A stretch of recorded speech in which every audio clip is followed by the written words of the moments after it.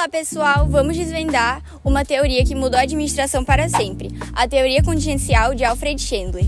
Você já se perguntou por que empresas como Google e Tesla têm estruturas tão diferentes de um banco tradicional? A resposta começa com uma ideia simples, mas poderosa. A estrutura segue a estratégia. O que é mais fascinante é que Chandler não era um administrador, mas um historiador de negócios. Ele olhou para o passado para entender o futuro das organizações. Ele quebrou o paradigma da melhor forma única de gerir, mostrando que o sucesso é contingente, ou seja, depende de uma série de fatores. Foi revolucionária por quê? Antes de Chandler, a visão era muito mecanista. Pensava-se que existia uma estrutura ideal, como uma máquina. Chandler mostrou que as empresas são como organismos vivos que precisam se adaptar ao seu ambiente. E para entender a grandiosidade dessa descoberta, precisamos voltar ao tempo e ver o mundo, o que ele estudou.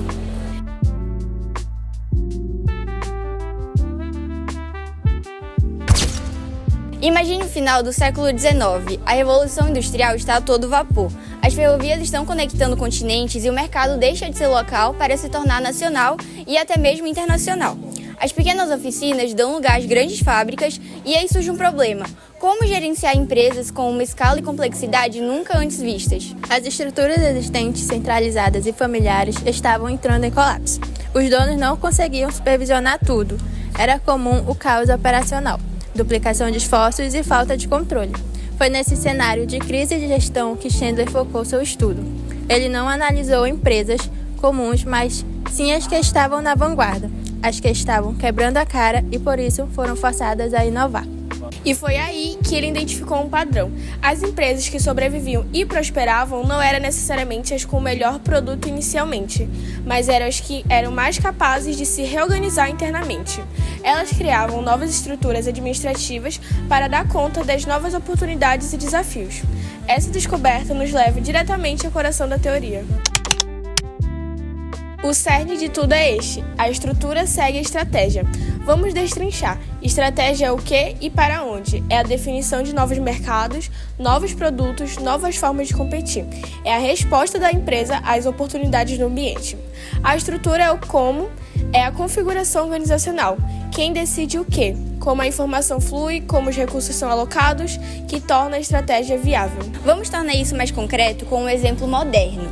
Pense em uma empresa de tecnologia como a Netflix. A estratégia deles é inovar rapidamente em entretenimento, com muita agilidade e criatividade. E qual estrutura faz sentido? Uma estrutura horizontal, com squads ágeis, autonomia para equipes e pouca burocracia. Agora pense em uma instituição financeira, como um banco central. A estratégia é estabilidade, segurança e conformidade. A estrutura, portanto, tende a ser hierárquica, com regras rígidas e canais formais de aprovação. Tentar trocar a estratégia dessas duas empresas seria um total desastre. Isso nos mostra que a estrutura não é um fim em si mesma. Ela é uma ferramenta para implementar a estratégia. Chandler viu que as empresas de sucesso percebiam isso intuitivamente. Quando a estratégia mudava, seja por expansão geográfica ou diversificação de produtos, uma reorganização estrutural inevitavelmente se seguia. E a maior inovação estrutural que ele documentou foi a estrutura multidivisional. Antes, a estrutura comum era o fórum, uma pirâmide centralizada onde todos os departamentos como marketing, produção e vendas reportavam a um único presidente. Funcionava para empresas pequenas, mas era um gargalo para as grandes. A M-Form foi a solução. A empresa é dividida em mini-empresas ou divisões. Cada uma é focada em um produto, marca ou região. Cada divisão tem a sua própria equipe operacional, mas a sede central cuida do planejamento de longo prazo e da alocação de capital. O caso de estudo mais famoso é o da General Motors sobre Alfred Sloan.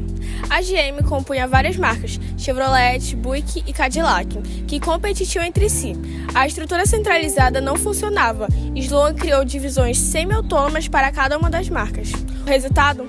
Cada divisão podia focar em seu mercado específico, tornando mais ágil e competitiva, enquanto a matriz garantia a sinergia e o controle financeiro.